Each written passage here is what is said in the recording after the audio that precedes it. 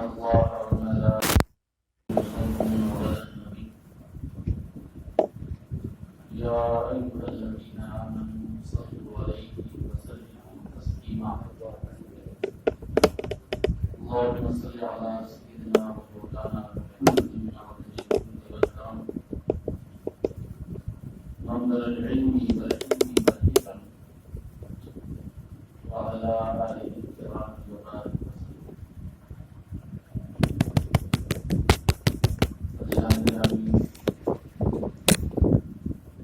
ہم سب کی یہ مشترکہ نصیبی ایک بار سے درس قرآن کی اس بابرکت اور باسعادت محفل میں حاضری کا شرف حاصل کر رہے ہیں. اللہ رب العزت کی بارگاہ میں دعا ہے کہ وہ اس محفل کو اور ہم سب کی حاضری کو قبول فرمائے اور ہم سب کو قرآن اور صاحب قرآن صلی اللہ تعالی علیہ وسلم کا صدقہ، وسیلہ، شفاعت اور فیضان عطا فرمائے. تسلسل کے ساتھ قرآن مجید کی سورت نمبر 18 جو کہ سورہ کہف ہے،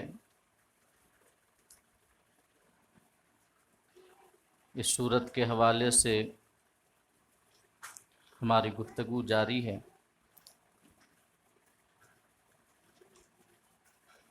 اور سورہ کہف کی ابتدائی 5 آیات کریمہ کی روشنی میں ہم آپ کے سامنے گفتگو کر چکے ہیں. آج انشاءاللہ اگلی آیات کریمہ کی روشنی میں کچھ ایک باتیں میں آپ کے سامنے عرض کروں گا. اللہ رب العزت ہم سب کو کہنے اور سننے سے زیادہ عمل کرنے کی توفیق عطا فرمائے.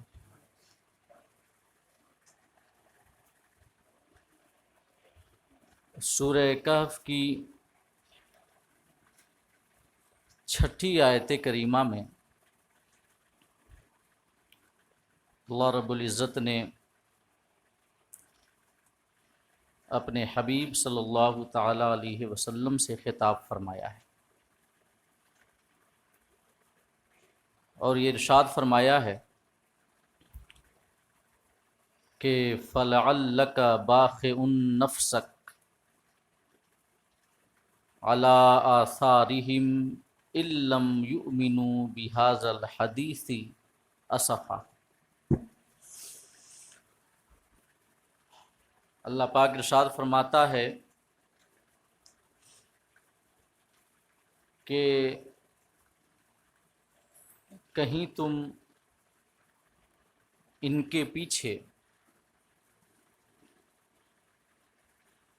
اپنی جان پر کھیل جاؤ گے اگر وہ اس بات پر ایمان نہ لائیں. اسفا غم اور افسوس کی وجہ سے. اپنے حبیب سے خطاب اللہ پاک فرماتے ہوئے یہ ارشاد فرماتا ہے کہ کفار و مشرکین جو قرآن پر ایمان نہیں لا رہے اور آقائے دو جہاں صلی اللہ تعالی علیہ وسلم کے فرمان پر اور اسلام کی حقانیت پر ایمان نہیں لا رہے ہیں، اسی حوالے سے اللہ پاک ارشاد فرماتا ہے کہ اگر یہ کفار و مشرکین قرآن پر ایمان نہ لائیں یا کہہ لیں اسلام کی حقانیت پر ایمان نہ لائیں تو محبوب کہیں تم غم اور افسوس کی وجہ سے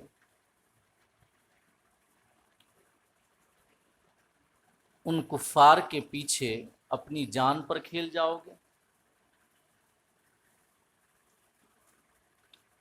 یعنی اللہ پاک ہمارے آقا صلی اللہ تعالی علیہ وسلم جو کفار و مشرکین کے کفر اور شرک کرنے کی وجہ سے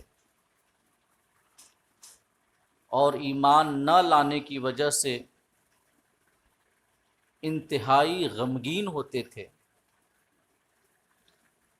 اور شدید درجے کا آقائے دو جہاں کو افسوس ہوتا تھا کہ یہ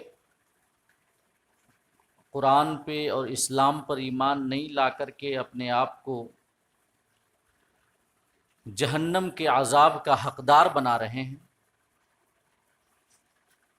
تو اسی غم اور افسوس کی شدت کو اللہ پاک نے بیان کیا ہے اور یہ بیان کیا ہے کہ ہمارا حبیب انسانیت کا کتنا بڑا خیر خواہ ہے اور ہمارے حبیب کے دل میں کتنی شدید آرزو ہے کہ لوگ ایمان لا کر کے جہنم کے آگ سے اپنے آپ کو محفوظ کر لیں۔ جیسا کہ ایک آیت کریمہ بڑی مشہور ہے اور جس پر آپ اکثر علماء کرام کی گفتگو سنتے رہتے ہیں، خاص طور سے ربیع الاول شریف کے موقع پہ، کہ اللہ رب العزت ارشاد فرماتا ہے کہ جاءکم رسول من انفسکم عزیز علیہ ما عنتم، کہ لوگوں تمہارے پاس ایک ایسا رسول آیا جو تمہیں میں سے ہے۔ تمہیں میں سے ہے مطلب تمہارے ہی خاندان کا ایک فرد ہے، کسی کا بھائی ہے، کسی کا بیٹا ہے، کسی کا چچا ہے، کسی کا بھتیجا ہے، تمہیں میں سے ایک فرد ہے۔ اور ایک تفسیر یہ بیان کی گئی ہے کہ وہ جن سے انسانیت ہی میں سے ہے، وہ کوئی جن یا ملک نہیں ہے، وہ کوئی فرشتہ یا جنات نہیں ہے، بلکہ انسان ہی ہے۔ اور عزیز علیہ ما عنتم، اللہ پاک ارشاد فرماتا ہے کہ تمہارا مشقت میں پڑنا اس رسول کو سخت دشوار ہے اور اسے تکلیف ہوتی ہے اگر تمہیں کوئی مشقت پہنچے یا کوئی تکلیف پہنچے۔ اور اس کے بعد فرمایا حریص علیکم، جو تمہاری خیر خواہی کا بڑا حریص اور لالچی ہے۔ حریص یعنی لالچ ہے اسے کہ لوگ ایمان لا کر کے ہدایت کے راستے پہ چل کر کے عذاب سے بچ جائیں، یعنی کہ حد درجے کا اللہ پاک ارشاد فرماتا ہے کہ اے انسانوں تمہارا وہ خیر خواہ ہے۔ اور بات تمام انسانیت کی ہو رہی ہے کہ تمام انسانوں کی خیر خواہی کا وہ حریص ہے۔ اگر انسانوں کو کوئی تکلیف پہنچتی ہے تو اس رسول پہ شاخ گزرتا ہے۔ تو جب تمام انسانوں کے ساتھ اس رسول عربی کی محبت کا یہ عالم ہے تو ایمان والوں کے ساتھ ان کی محبت کا عالم کیا ہوگا، اور ایمان والوں پر وہ کس درجہ کے مہربان ہوں گے۔ اسی وجہ سے خاص طور سے اللہ پاک نے ذکر فرمایا کہ بالمؤمنین رؤوف الرحیم، کہ تمام انسانوں کی خیر خواہی کے حریص ہیں ہی ہیں، اگر کسی بھی انسان کو کوئی تکلیف یا مشقت پہنچے تو انہیں گراں وہ بات گزرتی ہے، لیکن جو ایمان والے ہیں جنہوں نے ان کی دعوت کو قبول کیا ہے، ان کے اوپر خاص طور سے رؤوف و رحیم ہیں اور مہربان ہیں، خاص طور سے مہربان فرمایا۔ اس سے جہاں ایمان والوں کے اوپر آقائے دو جہاں کی خصوصی رحمت کا پتہ چلتا ہے، وہیں تمام انسانوں کے لیے آپ کے دل میں جو مہربانی کا جذبہ تھا اس جذبے کا بھی پتہ چلتا ہے۔ اور اس سے یہ بات بھی سمجھ میں آتی ہے کہ آقائے دو جہاں صلی اللہ تعالی علیہ وسلم کی جو امت ہے، اس امت کی دو قسمیں ہیں۔ علماء نے بیان فرمائی ہیں امت کی دو قسمیں، ایک امت دعوت، یعنی جن کو پیغام پہنچانے کے لیے ہمارے آقا تشریف لائے، امت دعوت، اور اس میں تمام انسان شریک، وہ چاہے جس مذہب کے ماننے والے ہوں، جس دھرم کو فالو کرنے والے ہوں، چاہے وہ ہندوازم کو ماننے والے ہوں، جینزم کو ماننے والے ہوں، بدھزم کو، کرسچینٹی کو یا یہودیت کو، چاہے وہ ایتھیسٹ ہی کیوں نہ ہو، کسی بھی مذہب کو نہ مانتے ہوں، تمام انسان آقا کے امت دعوت۔ اور امت کی دوسری قسم ہے امت اجابت، یعنی کہ جس نے آقا کی دعوت کو قبول کر لیا۔ اجابت کا معنی ہوتا ہے قبول کرنا، جس نے قبول کر لیا، جو ایمان والے ہیں۔ تو جو مومن ہیں، مسلمان ہیں، وہ آقا کی امت اجابت ہیں، اور باقی تمام جو انسانی حضرات ہیں وہ سب کے سب آقا کی امت دعوت ہیں۔ اور جو اللہ پاک نے فرمایا کہ لقد جاءکم رسول من انفسکم عزیز علیہ ما عنتم حریص علیکم، تو عزیز علیہ ما عنتم اور حریص علیکم میں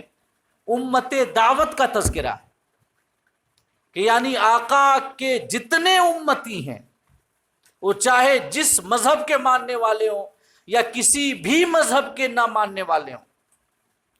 جو امت دعوت ہیں، عزیز علیہ ما عنتم،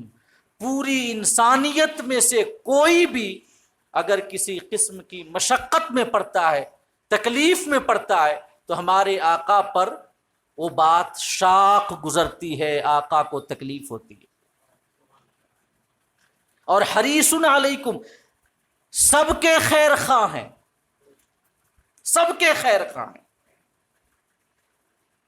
اور انسانیت کی سب سے بڑی خیر خواہی یہ ہے کہ انہیں اخروی کامیابی کی جانب دعوت دی جائے، انہیں بلایا جائے، ابھارا جائے، تنبیہ کی جائے کہ تم جس راستے پہ چل رہے ہو یہ ہلاکت کی جانب جانے والا راستہ ہے، آؤ ہدایت کا راستہ یہاں ہے۔ اور امت اجابت کا تذکرہ جنہوں نے قبول کر لیا، خاص طور سے اللہ پاک نے کیا کہ بالمؤمنین رؤوف الرحیم، اسی آیت کریمہ میں، کہ جو ایمان والے ہیں، جنہوں نے قبول کر لیا ان کی دعوت کو، جو ان کی غلامی سے جڑ گئے، جو ان کے دامن سے وابستہ ہو گئے، پھر ان کے اوپر جو اس رسول مکرم کے کرم کی برسات ہوتی ہے، اس کا اندازہ کرنا مشکل ہے۔ ہم تصور بھی نہیں کر سکتے کہ آقا کس درجہ کریم ہیں ایمان والوں پر۔ جب عام انسانوں کے اوپر کوئی مشقت آئے تب آقا کو مشقت اور تکلیف ہوتی ہے، وہ بات شاق گزرتی ہے، تو ایمان والوں کو کوئی تکلیف پہنچے، آقا اسے کیسے سہن کر سکتے ہیں، برداشت کر سکتے ہیں؟ اسی وجہ سے کئی سارے مسائل دیکھیں، کئی سارے مسائل جس میں آقائے دو جہاں صلی اللہ تعالی علیہ وسلم نے ایمان والوں کی مشقت کا لحاظ کرتے ہوئے آپ نے حکم میں آسانی کر دی ہے۔ ایک مثال، آقا نے فرمایا کہ اگر مجھے اپنی امت پر شاق گزرنے کا اندیشہ نہیں ہوتا تو میں انہیں حکم دیتا کہ ہر نماز کے بعد ہر نماز کے وقت جب وضو کرنے لگو تو مسواک کرو۔ آقا نے فرمایا اگر مجھے اپنی امت پر شاق گزرنے کا اندیشہ نہیں ہوتا کہ ہماری امت کے لیے یہ بات گراں ہوگی، عمل کرنا بھاری ہوگا، تو میں انہیں حکم دیتا کہ ہر نماز سے پہلے وہ مسواک کریں، کیونکہ مسواک مطہرۃ للفم ورضوان من الرب، آقا نے فرمایا مسواک میں منہ کی پاکی بھی ہے اور رب کی رضا بھی ہے۔ اور حدیث میں آیا ہے کہ جب انسان حالت نماز میں قرآن کی قرات کرتا ہے، قرآن پڑھتا ہے، تو ملائکہ اس قرات کی لذت کو لینے کے لیے اس کے منہ سے اپنا منہ لگا دیتے ہیں۔ تو اس وقت ضروری ہے نا کہ منہ پاکی کے اس درجے پہ ہو کہ وہ ملائکہ جو لطیف ہیں، سراپا نور ہیں، انہیں کوئی تکلیف نہ ہو۔ لہذا فرمایا کہ اگر مجھے امت پر شاق گزرنے کا ڈر نہ ہوتا تو میں حکم دیتا کہ ہر نماز سے پہلے مسواک کر لیا کرو، لیکن چونکہ شاق گزرنے کا اندیشہ تھا، آقا دو جہاں نے حکم نہیں دیا، اجباری حکم نہیں دیا، سنت تو ہے، سنت تو بہرحال ہے۔ لیکن آقا دو جہاں کے اس ارشاد سے یہ سمجھ میں آتا ہے کہ ہمارا مسواک کرنا آقا کو کتنا پسند تھا، اور جب پسند تھا تو محبت کا تقاضا ہے نا کہ محبوب کی پسند کو اپنایا جائے، یہ تو محبت کا تقاضا ہے۔ محبت کرنے والے محبوب کی پسند کو تو ڈھونڈتے رہتے ہیں، کس بات میں میرے حبیب کی پسند ہے کہ میں اسے اپناؤں، تاکہ اس عادت کی وجہ سے میرا محبوب مجھ سے بھی محبت کرنے لگ جائے۔ اور ایک دوسری مثال لیں، آقا نے فرمایا کہ اگر مجھے اپنی امت پر شاق ہونے کا اندیشہ نہ ہوتا تو میں حکم دیتا کہ عشاء کی نماز کو تہائی رات تک مؤخر کر کے پڑھو، کیونکہ رات کے وقت کی نماز اللہ پاک کو بہت محبوب ہے۔ رات جیسے جیسے گزرتی جائے، جیسے جیسے رات کی چادر اس خاکدان گیتی پر تنتی جائے، ویسے ویسے رب کی رحمتوں کے نزول کی بھی شدت ہوتی جاتی ہے، رحمتیں زیادہ اترنے لگتی ہیں، اور خاص کر جب تیسرا آخری پہر ہوتا ہے تو خاص طور سے رب کی رحمتیں اترتی ہیں۔ وہ تو حدیث پاک میں نے بیان کی ہیں کئی دفعہ کہ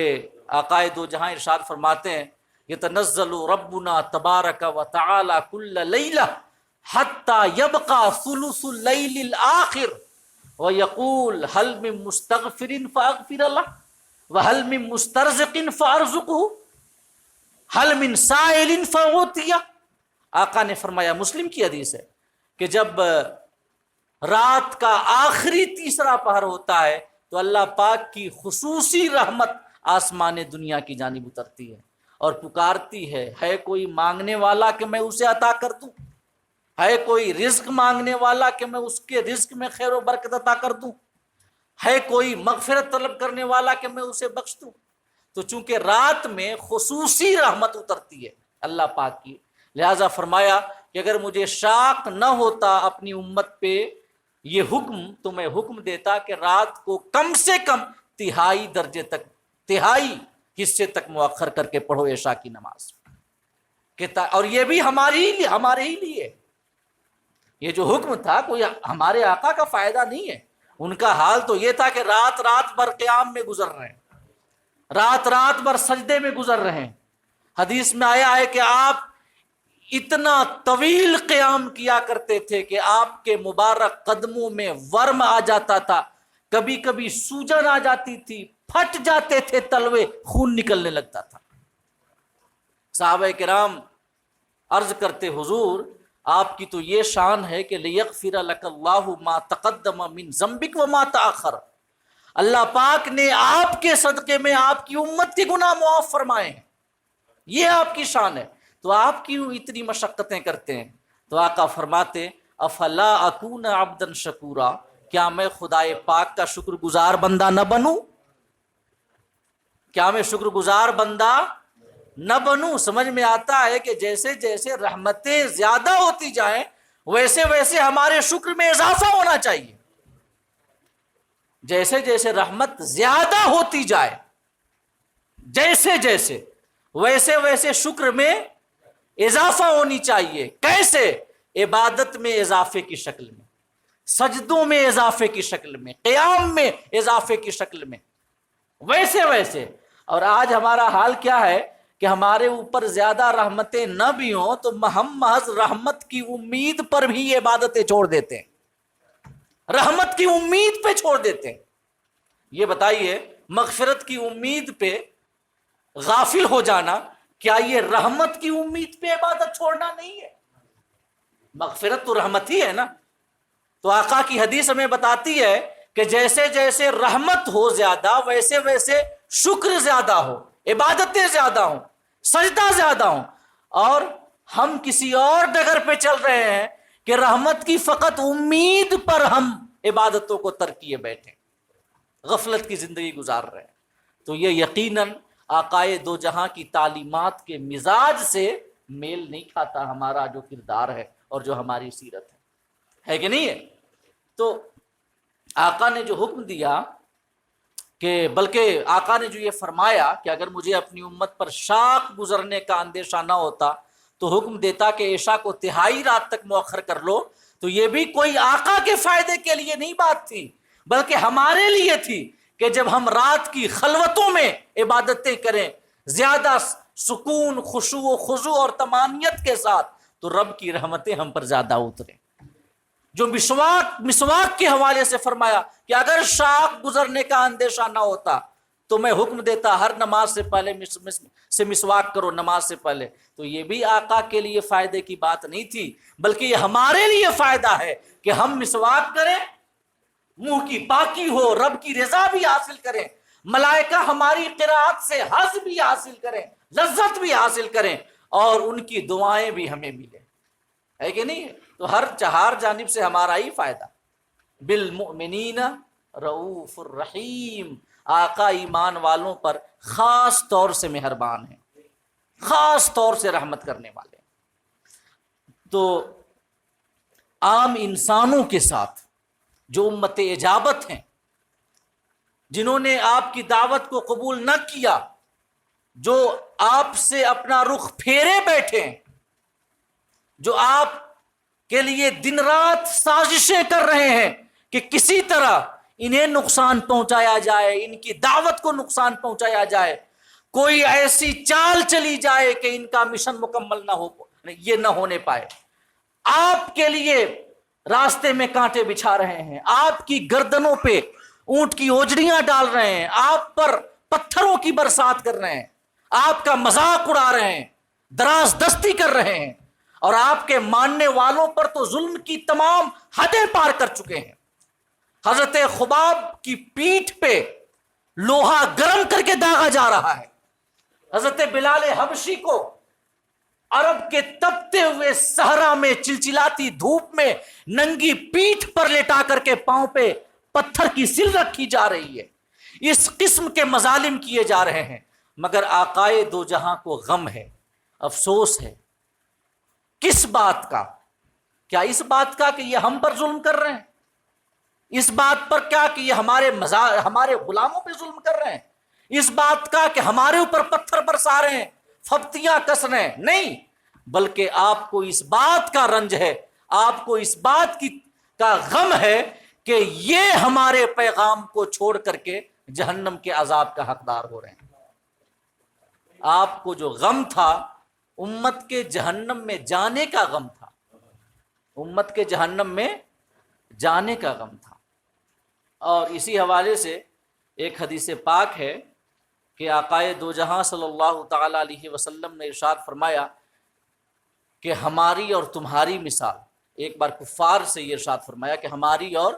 تمہاری مثال اس شخص کی طرح ہے جس نے آگ جلائی تاکہ روشنی حاصل ہو، حرارت حاصل ہو، لیکن پروانے جو ہیں اس آگ کی جانب بڑھے آ رہے ہیں اور اس میں جل جل کے اپنی جان دے رہے ہیں، اور جس نے آگ جلائی ہے انہیں روک رہا ہے اور کہہ رہا ہے کہ نہیں، اس آگ میں، یہ آگ جو ہے روشنی کے لیے، حرارت کے لیے، اس سے دور رہو، جل جاؤ گے، لیکن پھر بھی پروانے مان نہیں رہے۔ تو جس نے آگ جلائی، یہ مثال ہے ہمارے آقا صلی اللہ تعالی علیہ وسلم کی، اور جو آگ کی جانب بڑھ رہے ہیں، یہ مثال ہے کفار و مشرکین کی۔ آقا کی حدیث میں آقا نے فرمایا، اس حدیث کا مطلب یہ ہے کہ میں تمہارے پاس وحی کا نور لے کر کے آیا، تمہارے اوپر جنت کی بشارتیں لے کر کے آیا تمہارے سامنے، جہنم سے میں تمہیں ڈراتا ہوں، تمہیں پکڑ پکڑ کے روکنا چاہتا ہوں کہ نہیں، اس راستے پہ نہ چلو، جہنم کی جانب یہ راستہ جاتا ہے، جہنم کی آگ کی تکلیف برداشت کرنے کی تمہیں طاقت نہیں ہے۔ مگر کفار و مشرکین انکار کر رہے ہیں اور کہہ رہے ہیں کہ نہیں، ہم تو جہنمی کے راستے پہ چلیں گے۔ تو یہ آقائے دو جہاں صلی اللہ تعالی علیہ وسلم کا غم تھا، ان کو غم تھا، اور غم اپنے اوپر یا اپنے ماننے والوں کے اوپر ہونے والے مظالم کا نہیں تھا، بلکہ اس بات کا غم تھا کہ جو کفار و مشرکین ہیں اپنے آپ کو جہنم کے عذاب کا حقدار بنا رہے۔ طائف کے سفر میں کیا ہوا؟ جب طائف والوں نے آپ پر ظلم کیا، اوباش آپ کے پیچھے لگا دیے، جنہوں نے آپ پر اتنے پتھر برسائے کہ آپ کے مبارک بدن سے خون گرنے لگ گیا، آپ کے مبارک نالین بھر گئے آپ کے خون سے۔ جب آپ طائف سے باہر نکلے تو ایک پتھر کی اوٹ میں آپ بیٹھے ہوئے تھے کہ حضرت جبریل آئے، جبریل کے ساتھ پہاڑوں کا فرشتہ بھی آیا۔ حضرت جبریل نے عرض کیا، یا رسول اللہ، اللہ پاک آپ کو سلام کہتا ہے، اللہ پاک آپ کو سلام کہتا ہے۔ یعنی اگر یہ آپ کو تکلیف دینا چاہیں تو یہ بظاہر ظاہری تکلیفیں ہیں، سلامتی اور مصیبتیں یہ سب رب کے دست قدرت میں ہیں، اور آپ وہ ہیں جنہیں اللہ پاک سلام کہتا ہے، اور جنہیں اللہ سلام کہے کون اس کی راہ میں مصیبتیں کھڑی کر سکتا ہے؟ کون اس کے مشن کو نقصان پہنچا سکتا ہے، اس کی دعوت کو نقصان پہنچا سکتا ہے؟ حضرت جبریل نے عرض کیا، اللہ پاک آپ کو سلام کہتا ہے، اور یہ پہاڑوں کا فرشتہ ہے، یہ آپ کے پاس آیا ہے، اور اللہ پاک نے اسے حکم دیا ہے کہ میرا حبیب جو تمہیں حکم دے اس حکم پہ عمل کرنا۔ تو پہاڑوں کا فرشتہ آگے آیا، اس نے آپ سے سلام کیا، اور سلام کرنے کے بعد وہ پہاڑوں کا فرشتہ یوں عرض گزار ہوتا ہے کہ یا رسول اللہ، اگر آپ حکم دیں تو طائف کے ارد گرد جو پہاڑ ہیں میں ملا دوں ایک دوسرے سے، کہ تاکہ کفار بیچ میں پس کر کے چورا ہو جائیں۔ تو آقا کریم نے کیا ارشاد فرمایا کہ نہیں، میں تمہیں ایسا حکم نہیں دوں گا، مجھے امید ہے کہ یہ نہیں تو ان کی آنے والی نسلیں ایمان کو قبول کریں گی۔ کتنے بڑے خیر خواہ، لوگوں کی ہدایت کے کتنے حریص، آپ فرما رہے ہیں کہ یہ نہ کریں اسلام قبول، ان کی آنے والی نسلیں کریں گی۔ غزوہ احد میں جب آپ کے دندان مبارک شہید ہوئے، آپ کے چہرے پہ زخم آیا، صحابہ نے عرض کیا، رسول اللہ آپ ان کفار کے لیے بد دعا کریں، کفار کے لیے بد دعا کریں، آپ پر حملہ آور ہوئے، آپ کے دندان مبارک کو شہید کر دیا، آپ کے چہرے مبارک کو زخمی کر دیا ہے،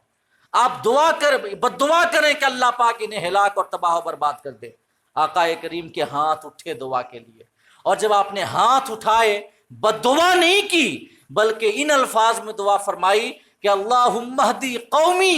فإنہم لا یعرفون، مولا میری قوم کو ہدایت عطا فرما کیونکہ میری قوم مجھے نہیں پہچانتی، مجھے نہیں پہچانتی ہے یہ قوم، اگر پہچانتی ہوتی تو ان کا سلوک میرے ساتھ یہ نہیں ہوتا۔ تو یہ ہے آقائے دو جہاں کے دل میں انسانوں کی خیر خواہی اور ان کی ہدایت کا جو جذبہ تھا کتنا شدید تھا کہ آپ پر مظالم ہو رہے ہیں مگر آپ بد دعا نہیں کر رہے ہیں، آپ آنے والی نسلوں کے بارے میں فرما رہے ہیں کہ اگر یہ ایمان نہیں لا رہے ہیں تو آنے والی نسلیں ایمان لائیں گے۔ مگر ایک بات میں عرض کروں کہ جب آپ پر ظلم ہوتا تو آقائے دو جہاں صلی اللہ تعالی علیہ وسلم برداشت کر لیتے، آپ کسی قسم کی بد دعا نہیں کرتے، لیکن اگر مذہب اسلام کی بات ہوتی تو اس وقت آپ کا غصہ اور آپ کا غضب دیدنی ہوتا تھا۔ غزوہ خندق کے موقع پہ، پتہ ہے نا غزوہ خندق جس کو غزوہ احزاب بھی کہا جاتا ہے، غزوہ خندق کے موقع پہ کفار نے اپنی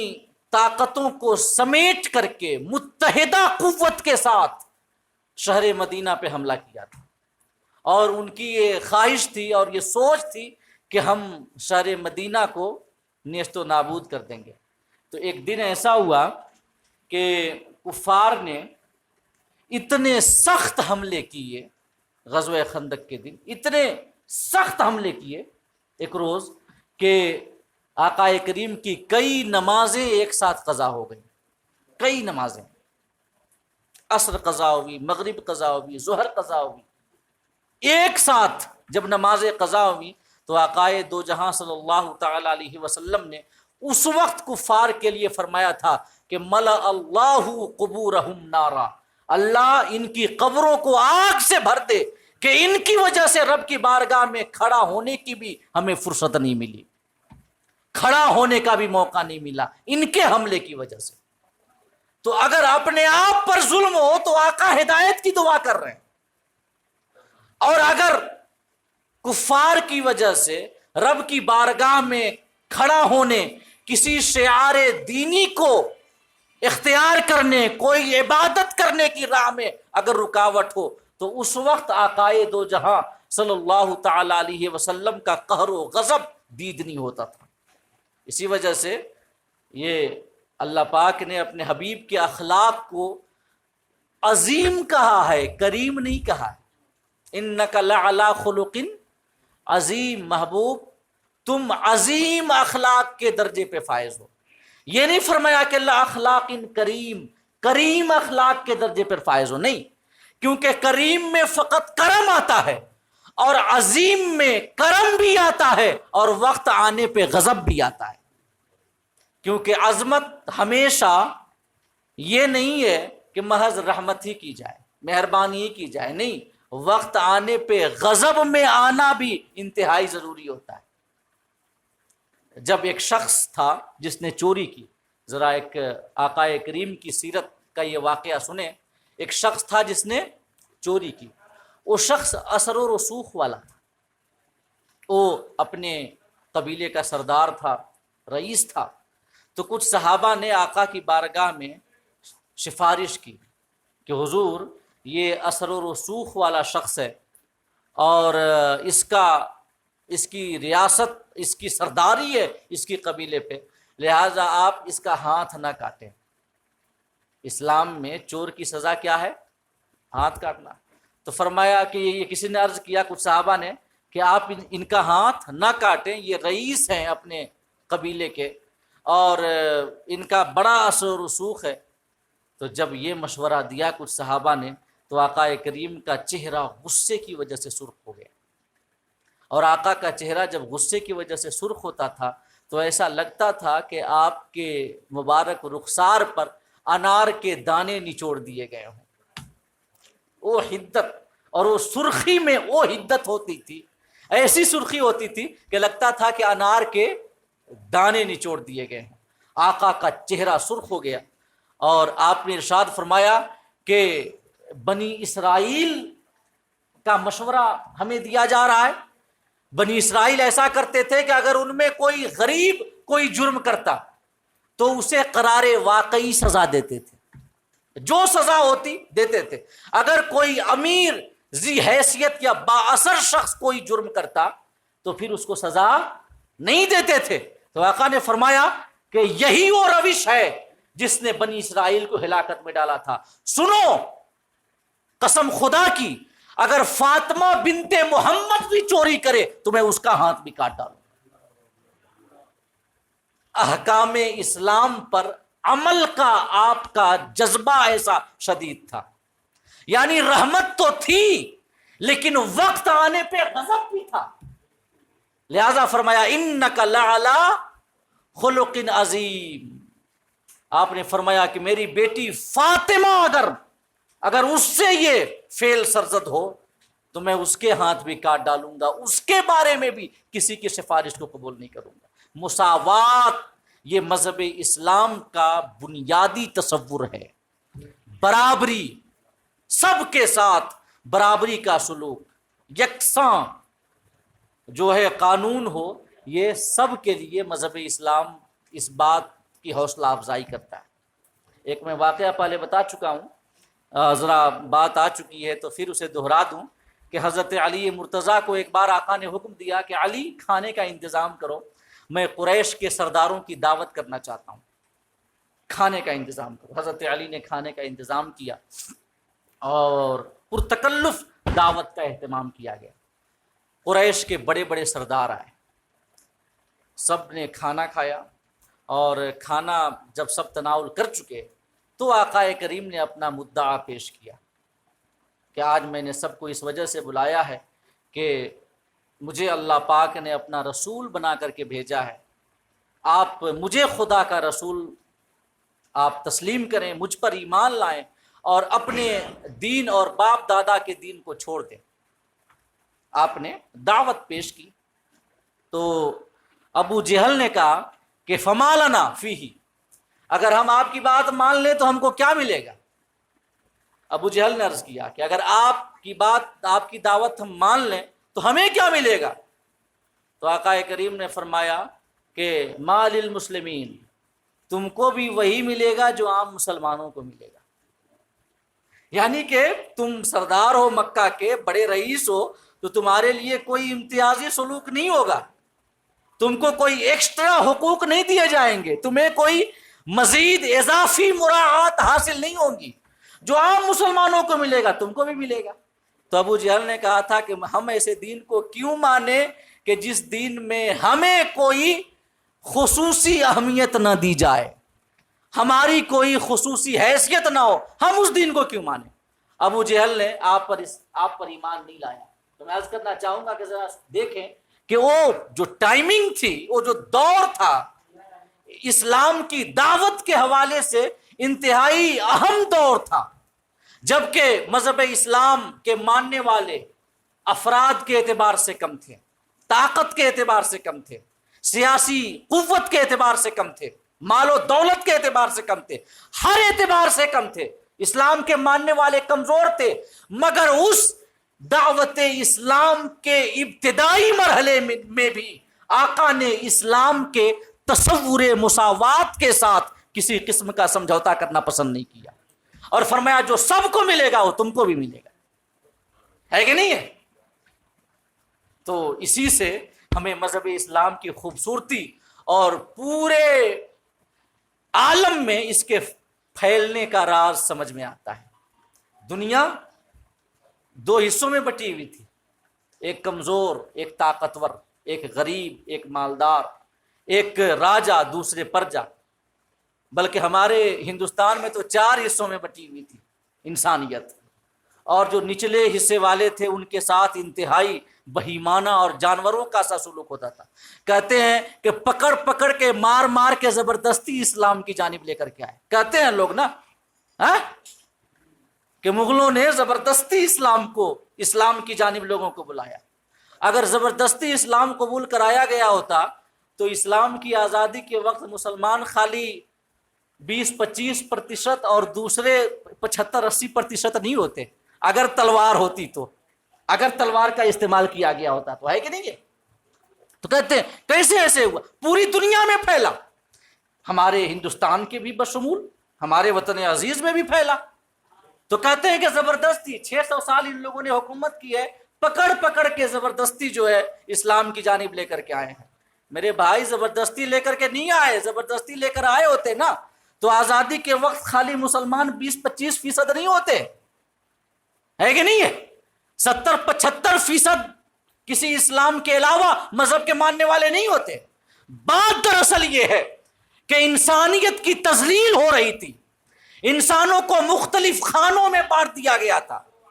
اور نچلے خانوں کے انسانوں کو انسان تک نہیں سمجھا جاتا تھا، ان کے ساتھ بہتر سلوک نہیں ہوتا تھا۔ جب اسلام کی وہ تعلیمات آئیں جو سب کے ساتھ مساوانہ سلوک کی حوصلہ افزائی کرتی تھی، جو چاہے بڑا ہو چھوٹا ہو، امیر ہو غریب ہو، کالا ہو گورا ہو،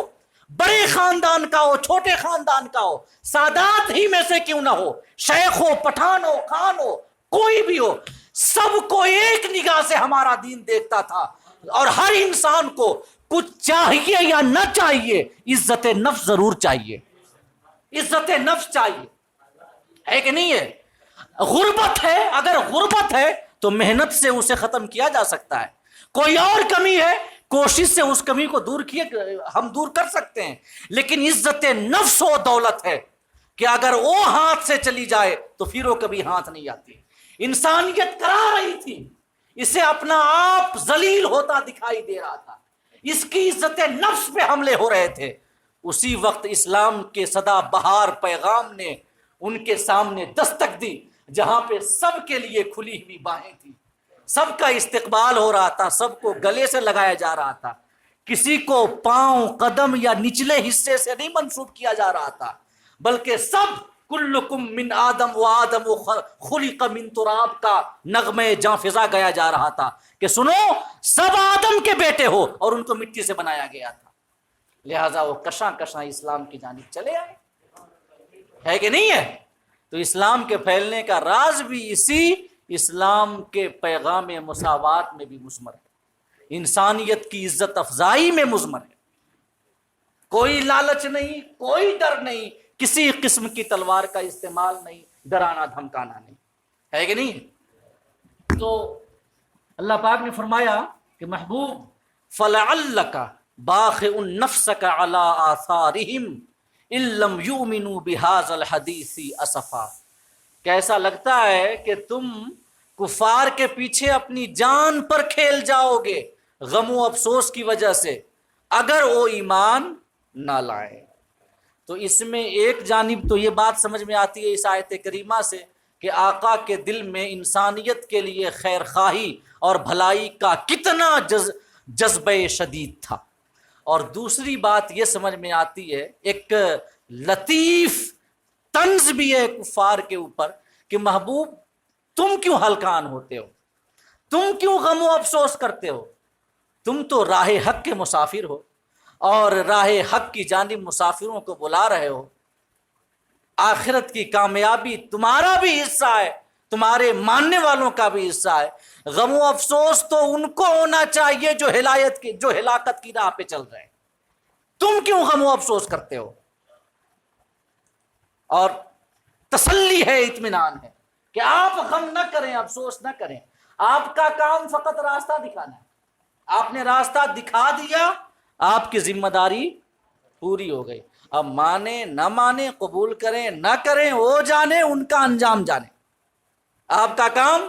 فقط راستہ دکھانا ہے۔ اسی مضمون کو قرآن مجید میں دوسری جگہ بھی اللہ پاک نے بیان فرمایا کہ فذکر انما انت مذکر،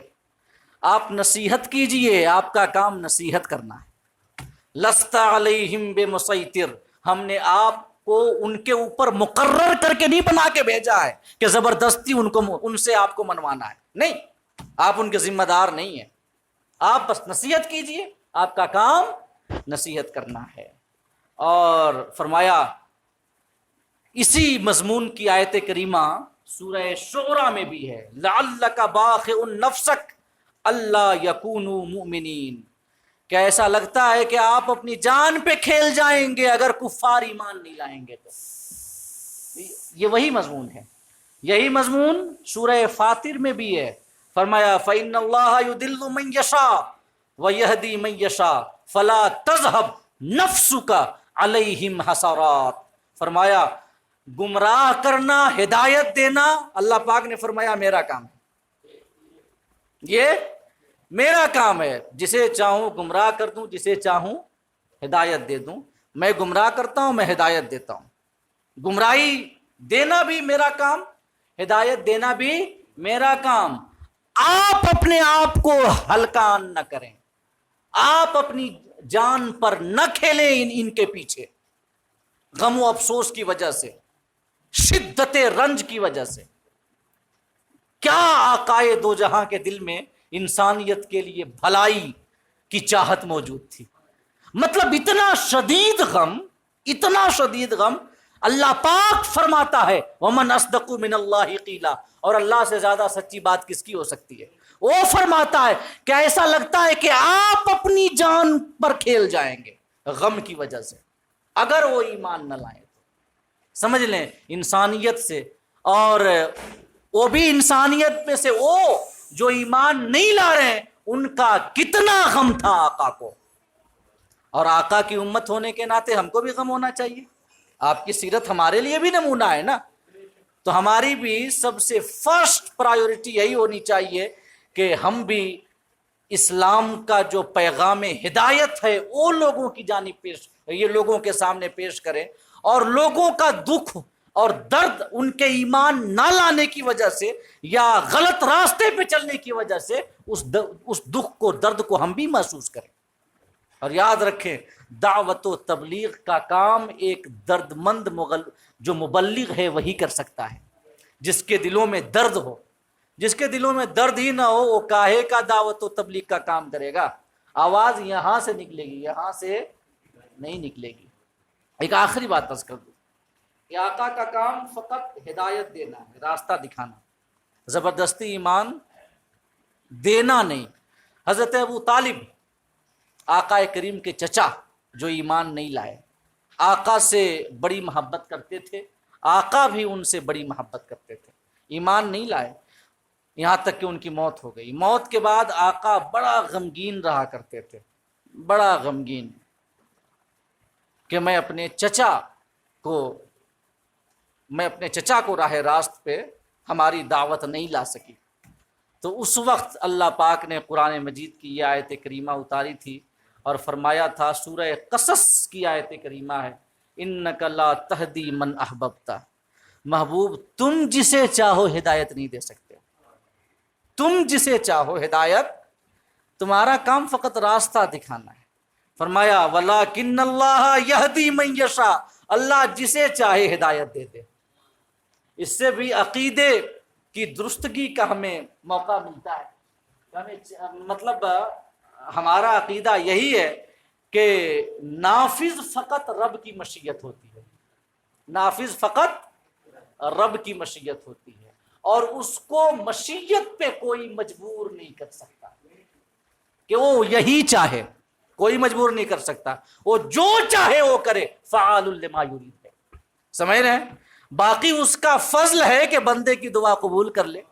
بندے کی چاہت کے مطابق اللہ رب العزت کی چاہت ہو، اللہ پاک تقدیر کے فیصلے بندے کی چاہت کے مطابق کر دے، یہ اس کا محض فضل ہے. کیا ہے؟ محض فضل ہے، محض فضل، باقی کچھ نہیں. فرمایا اپنے حبیب سے فرما رہا ہے،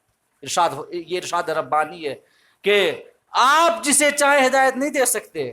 ہم جسے چاہتے ہیں اسے ہدایت دیتے ہیں. اس کے بعد فرمایا وَهُوَ أَعْلَمُ بِالْمُهْتَدِينَ، اور ہدایت یافتہ جو ہونے والے ہیں ان کو اللہ ہی زیادہ جاننے والا ہے کہ کون ہدایت حاصل کرنے والا ہے، کون ہدایت حاصل کرنے والا، کیونکہ وہ ازل سے سب کچھ جانتا ہے نا.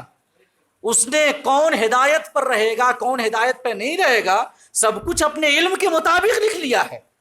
اور جس کو اس نے ہدایت دی اسی کو دی جو ہدایت اپنے قصب سے حاصل کرنے والا تھا، جو اپنے قصب سے گمراہ ہونے والا تھا اس کو گمراہ کیا ہے کہ نہیں ہے. تو اللہ خوب جاننے والا ہے. تو یہ آیت کریمہ بھی ہمیں یہ بتاتی ہے کہ آقا کریم کا کام ہدایت دینا اور راستہ دکھانا ہے. اس کے بعد فرمایا وَإِنَّكَ، سورہ شورى کی آیت کریمہ ہے، آیت نمبر 52، وَإِنَّكَ لَتَهْدِي إِلَىٰ صِرَاطٍ مُسْتَقِيمٍ، بے شک آپ سیدھی راہ کی جانب ہدایت دیتے ہیں، ہدایت دیتے ہیں، راستہ دکھاتے ہیں، پہنچانا یہ میرا کام ہے. تو جیسے آقائے دو جہاں کی یہ ذمہ داری کہ وہ راستہ دکھائیں، ویسے ہی اس دین کے جو علماء ہیں ان کا بھی کام فقط یہی ہے. زبردستی کسی کو ٹھوک پیٹ کر کے یا زبردستی کسی کو کر کے لانا یہ کسی زمانے میں کسی کے اوپر واجب یا فرض نہیں رہا، یہ کسی کی ذمہ داری نہیں رہی. لہٰذا ہمارا کام علماء کا کام ہر زمانے میں آج بھی بتانا ہے۔ اللہ پاک ہم سب کو یہ توفیق دے کہ جو ہم جانتے ہیں اسے پھیلائیں، جو ہم جانتے ہیں لوگوں کو بتائیں۔ آقا نے فرمایا جب آپ نے وہاں میدان عرفات میں حجۃ الوداع میں جب آپ نے خطبہ دیا تھا تو فرمایا تھا کہ چاہیے کہ جو حاضر ہے وہ غائب کو پہنچا دے، کیونکہ اکثر ایسا ہوتا ہے کہ ایسا ہو سکتا ہے کہ جس تک پہنچایا گیا وہ پہنچانے والے سے زیادہ یاد رکھنے والا ہے کہ نہیں؟ اللہ پاک ہم سب کو کہنے اور سننے سے زیادہ عمل کرنے کی توفیق عطا فرمائے، اور انشاءاللہ اگلی نشست میں 7ویں آیت کریمہ کے حوالے سے ہم آپ کے سامنے کچھ باتیں عرض کریں گے۔ اللہ پاک ہم سب کو توفیق عطا فرمائے کہ ہم اپنے باطن کو محبت رسول سے مزین کریں اور ظاہر کو